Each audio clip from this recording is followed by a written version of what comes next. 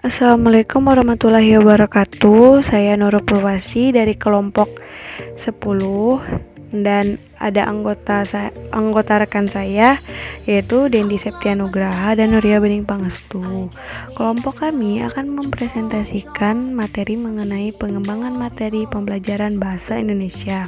Nah, pertama-tama saya akan menjelaskan pengertian dari bahan ajar. Bahan ajar dapat diartikan sebagai suatu komponen-komponen kegiatan pembelajaran. Dan bahan ajar tidak hanya dalam bentuk tertulis saja, banyak komponen yang lain bisa digunakan oleh guru sebagai bahan edukasi. Lalu bahan edukasi tersebut dipahami dan diimplementasikan oleh siswa untuk mencapai tujuan pembelajaran serta diterapkan ke dalam kehidupan sehari-hari. Lalu saya akan menjelaskan jenis-jenis bahan ajar. Yang pertama itu adalah bahan ajar berdasarkan jenis fakta, yaitu misalnya seperti nama objek, peristiwa, sejarah, lambang, nama tempat, nama orang. Lalu yang kedua ada materi jenis konsep seperti pengertian, definisi, ciri khusus, komponen, atau bagian suatu objek. Yang ketiga, materi yang termasuk jenis prinsip, yaitu detail rumus, adagium, postulat. Misalnya, jika logam dipanasi akan memuai, dan rumus menghitung luas bujur sangkar adalah sisi kali sisi. Nah, lalu yang keempat, termasuk jenis prosedur adalah materi yang berkenaan dengan langkah-langkah secara sistematis atau berurutan dalam mengerjakan suatu tugas. Nah, contohnya misalnya seperti cara menggunakan mikroskop atau menyetel televisi. Nah, lalu ada materi jenis sikap afektif, adalah materi yang berkenaan dengan nilai, misalnya nilai kejujuran, kasih sayang, tolong menolong, semangat bekerja, dan lain-lain. Nah, lalu ada substansi bahan ajar yang perlu diperhatikan. Yang pertama itu seperti teori yang sudah mapan dan kebenarannya tidak lagi terbantah. Yang kedua, teori baru yang sedang hangat dibicarakan, tapi cenderung untuk diterima sebagai suatu kebenaran. Nah, yang terakhir itu ada fenomena baru yang sedang menjadi isu mutakhir tetapi dapat merangsang tumbuhnya berpikir pembelajar. Nah, ini seperti misalnya jadi siswa itu belajar dari teori dan mengembangkan teori tersebut. Sekian dari saya. Terima kasih dan akan dilanjutkan oleh teman saya. Assalamualaikum warahmatullahi wabarakatuh. Saya Dendi Septianugraha. Saya di sini akan melanjutkan presentasi dari rekan-rekan saya. Saya akan membahas yang pertama langkah-langkah dalam pemilihan bahan ajar. Yang pertama itu mengidentifikasi aspek-aspek yang terdapat dalam standar kompetensi dan kompetensi dasar. Aspek tersebut perlu ditentukan karena setiap aspek standar kompetensi dan kompetensi dasar memerlukan jenis materi yang berbeda-beda dalam kegiatan pembelajaran.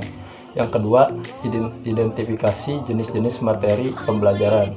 Materi pembelajaran dapat dibedakan menjadi jenis materi aspek kognitif, afektif, dan juga psikomotorik. Materi aspek kognitif terbagi menjadi 4 jenis. Yang pertama fakta, kemudian konsep, prinsip, dan terakhir prosedur. Kemudian ada materi aspek pembelajaran aspek afektif yang meliputi pemberian respon, penerimaan atau apresiasi, internalisasi, dan juga penilaian.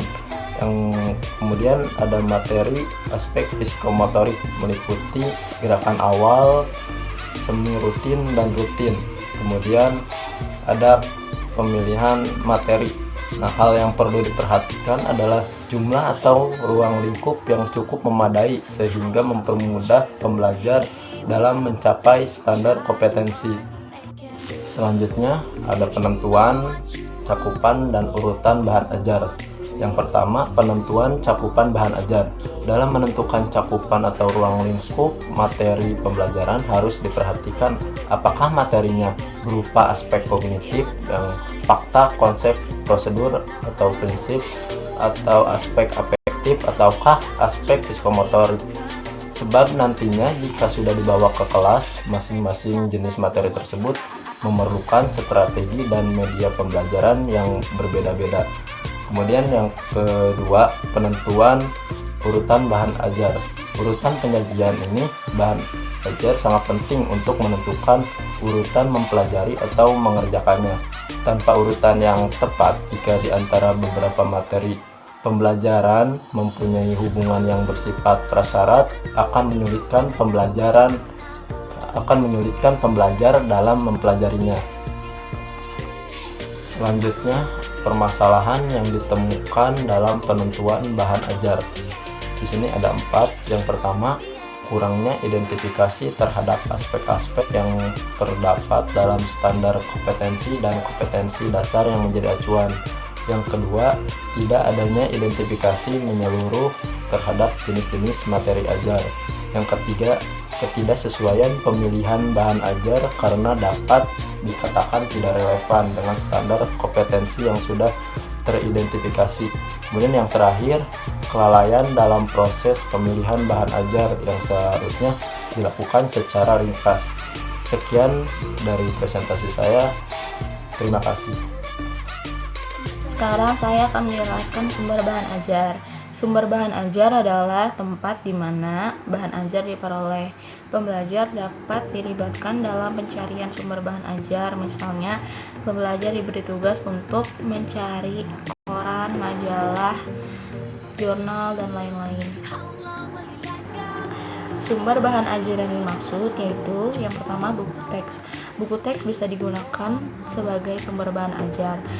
Buku teks yang digunakan dalam suatu mata pelajaran tidak hanya bersumber dari satu pengarang atau penerbit saja, melainkan bisa lebih dari satu pengarang atau penerbit supaya menambah wawasan. Yang kedua ada laporan hasil penelitian. Laporan hasil penelitian ini sangat berguna untuk mendapatkan sumber bahan ajar yang aktual dan mutakhir. Yang ketiga ada jurnal. Jurnal ini juga sangat bermanfaat untuk digunakan sebagai sumber bahan ajar karena isinya itu merupakan pendapat dari beberapa ahli dan telah diuji kebenarannya. Yang keempat ada pakar bidang studi. Pakar bidang studi sangat penting digunakan sebagai sumber bahan ajar. Mereka bisa dimintai konsultasi mengenai kebenaran materi atau bahan ajar. Yang kelima ada profesional.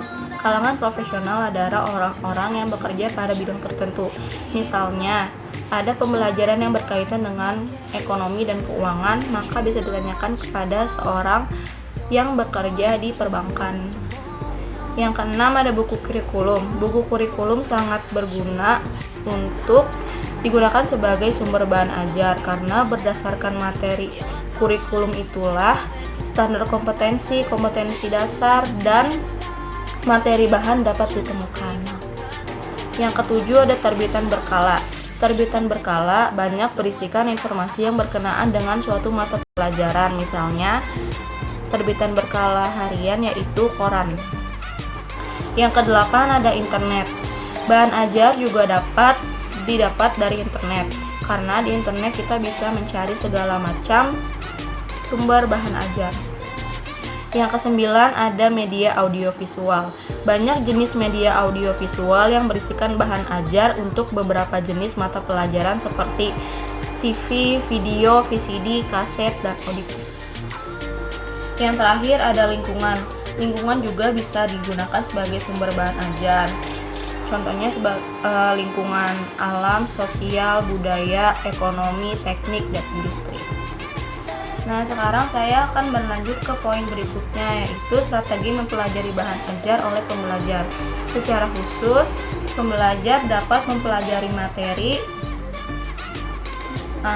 dengan menghafal, menggunakan, menemukan, dan memilih. Yang pertama itu tadi menghafal. Menghafal ini ada dua jenis, yaitu menghafal verbal dan parafrase. Menghafal verbal itu merupakan menghafal seperti apa adanya, seperti menghafal nama orang, nama tempat, nama zat, dan lain sebagainya. Kemudian ada menghafal parafrase. Menghafal parafrase ini tidak harus sama seperti apa adanya, tetapi bisa digunakan menggunakan kalimat sendiri, yang penting pembelajar bisa mengerti atau paham. Misalnya pembelajar mengerti dan paham inti dari isi pembukaan Undang-Undang Dasar 1945. Yang kedua yaitu menggunakan. Jadi pada proses pembelajaran, pembelajar harus memiliki kemampuan untuk menggunakan, menerapkan, dan mengaplikasikan pembelajaran yang telah diperoleh. Contohnya seperti ini. Berdasarkan hasil penggalian dapat ditemukan perhiasan sudah jadi, perhiasan yang belum jadi, perhiasan yang sudah rusak, tungku dan bahan emas lainnya di bekas peninggalan sejarah di Desa Wonoboyo, Klaten, Jawa Tengah. Jadi dengan pembuktian tersebut ahli sejarah dapat menyimpulkan bahwa tempat tersebut merupakan bekas peninggalan pengrajin emas. Yang ketiga ada menemukan. Menemukan di sini adalah maksudnya menemukan cara untuk menyelesaikan masalah baru dengan menggunakan fakta, konsep, prinsip, dan prosedur yang telah dipelajari. Yang keempat ada memilih materi. Pemilihan materi yang dimaksud di sini adalah pembelajar bisa memilih melakukan sesuatu atau tidak melakukan sesuatu. Misalnya, pembelajar lebih memilih membaca novel daripada membaca komik. Nah, pemilihan ini juga bisa dimasukkan ke dalam nilai kehidupan. Sekarang saya akan menjelaskan poin terakhir yaitu pendalaman bahan ajar bahasa Indonesia. Materi pembelajaran yang harus diajarkan untuk mata pelajaran bahasa Indonesia yaitu dikelompokkan atas dasar keterampilan berbahasa, yaitu menyimak, berbicara, membaca, dan menulis. Yang pertama, keterampilan menyimak. Ketika berkomunikasi lisan, seseorang harus menangkap informasi yang disampaikan oleh penutur. Informasi yang disimak itu bukan hanya informasi yang diucapkan, tetapi juga informasi yang disampaikan melalui tersirat. Yang kedua ada keterampilan berbicara. Keterampilan berbicara merupakan kemampuan mengemukakan gagasan melalui bahasa lisan. Contohnya, materi yang harus diajarkan mencakup banyak hal, misalnya diskusi, wawancara, dan sebagainya. Yang ketiga ada keterampilan membaca. Keterampilan membaca merupakan kemampuan menangkap informasi dari bahasa tulis atau wacana. Yang terakhir ada keterampilan menulis. Kemampuan menulis merupakan kemampuan menggambarkan gagasan melalui tulisan, seperti menulis pengumuman, berita, karya ilmiah, dan sebagainya. Nah, materi yang saya jelaskan tadi merupakan akhir dari materi kelompok 10. Kurang lebihnya mohon maaf. Wassalamualaikum warahmatullahi wabarakatuh.